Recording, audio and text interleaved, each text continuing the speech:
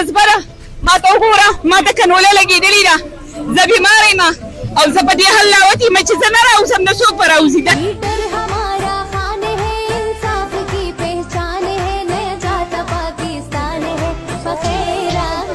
आज पहली बार पीटीआई के जलसे में जाने का इत्तेफाक हुआ। जैसे कि आपको मालूम है कि मेरा ताल्लुक जमात इस्लामी से है, लेकिन इन लोगों के साथ इतना कुछ होने के बावजूद अगर इनका हौसला ये है तो इनको मात देना मुश्किल ही नहीं नामुमकिन नजर आ रहा है। आप जनाब स्वाब इंटरचेंज पे जज्बे की एक नई तारीख रकम करने वाला एक नौजवान आपको दिखाता हूँ जी, मेरे साथ रहेंगे। परिखपुर से चल रहे पोलियो वाली अदा कुर्सी दे परी कुर्सी के रागले हां نعم جي وصل راغلي سو واده ما ادري ورجي مجيبه في قسم كيف